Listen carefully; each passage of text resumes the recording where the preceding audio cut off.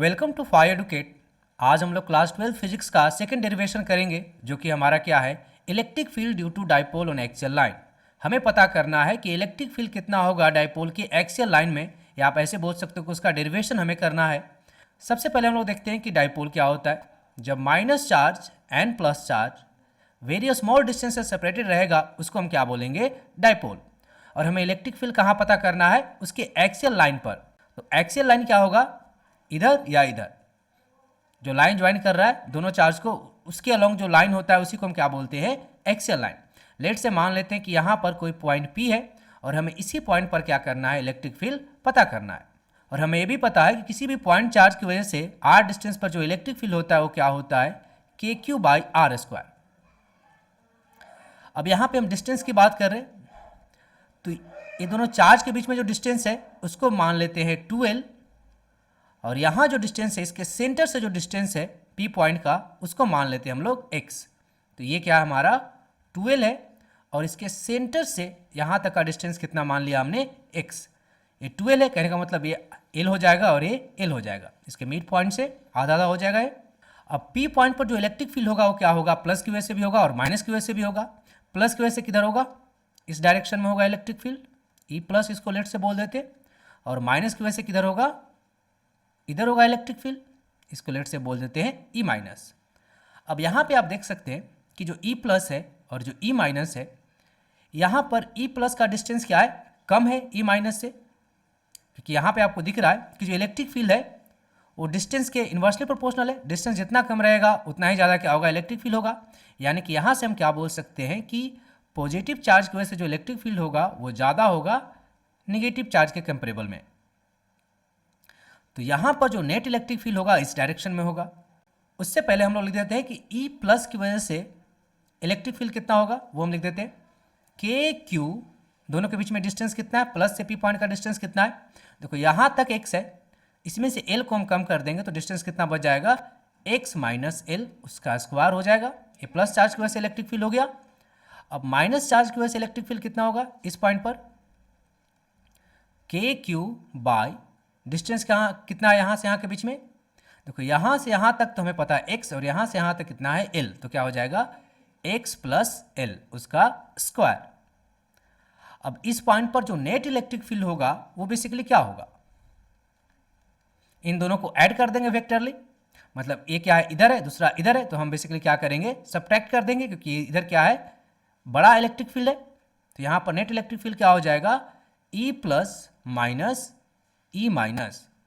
E+ कितना हमारा, KQ/x - L का स्क्वायर माइनस KQ/x + L का स्क्वायर।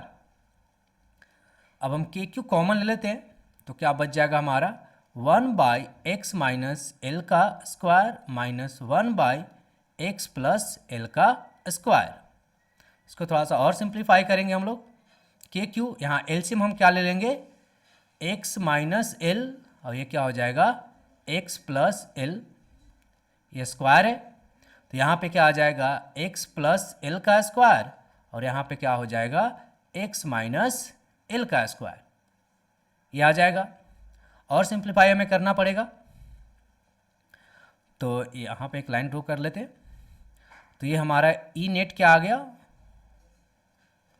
KQ, और ये क्या हो जाएगा, इसको और सिंप्लीफाई कर देते हैं, क्या हो जाएगा, x² L² + 2xL, और इसमें माइनस पहले से है, तो ये क्या हो जाएगा, x² - L², माइनस माइनस क्या हो जाएगा, प्लस 2xL, डिवाइडेड बाय, ये क्या हो जाएगा, x - L है और ये x + L है, तो क्या हो जाएगा, x² - L² के पावर 2, ये आ जाएगा।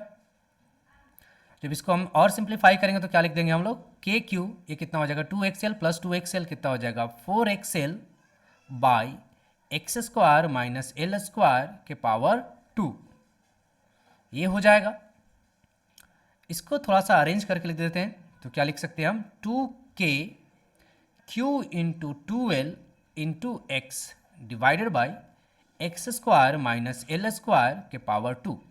ऐसा हमने क्यों लिखा है, क्योंकि हमें पता है कि जो डाइपोल मोमेंट होता है वो क्या होता है, Q × 2L होता है।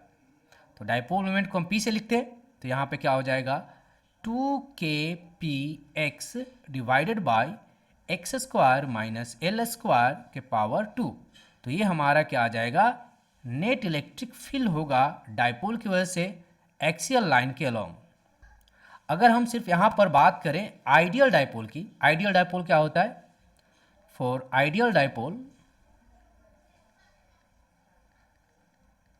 हम किसकी बात कर रहे हैं, आइडियल डाइपोल की। तो जो ये लेंथ होता है बहुत ही कम होता है। कहने का मतलब क्या है इसके कंपेरेबल में, कि जो एल होता है वो क्या होता है, बहुत ही छोटा होता है एक्स के रिस्पेक्ट में। तो यहाँ से हम क्या लिख सकते हैं, ये जो एल स्क्वायर है उसको हम क्या लिख सकते हैं, 0 लिख सकते हैं। तो यहाँ से ये किसके लिए, फॉर आइडियल डाइपोल के लिए है। तो यहाँ से हम लोग ई नेट क्या लिख सकते हैं, 2kpx डिवाइडेड बाई, ये तो 0 हो गया, ये बचा एक्स स्क्वायर उसके भी पावर 2। तो हमारा ई नेट क्या आ जाएगा, एक एक से एक एक्स कैंसिल हो जाएगा, तो क्या बच जाएगा 2kpx के पावर 3। तो ये क्या होगा, आइडियल डाइपोल के लिए नेट इलेक्ट्रिक फील्ड होगा। और हमें पता है कि इलेक्ट्रिक फील्ड क्या है, वेक्टर क्वांटिटी है। अगर हम इसको वेक्टर फॉर्म में लिखें ई नेट, तो क्या लिखेंगे हम लोग, 2kp वेक्टर फॉर्म में x के पावर 3। p क्या है, डाइपोल मोमेंट है जो क्या होता है q इंटू 2l, और इसका डायरेक्शन माइनस से प्लस की ओर होता है। और हमें यहाँ पे भी पता है कि इलेक्ट्रिक फील्ड क्या है, इसी डायरेक्शन में, तो ये भी इसी डायरेक्शन में है और ये भी इसी डायरेक्शन में है। तो जो इलेक्ट्रिक फील्ड होगा वो डाइपोल मोमेंट के डायरेक्शन में होगा।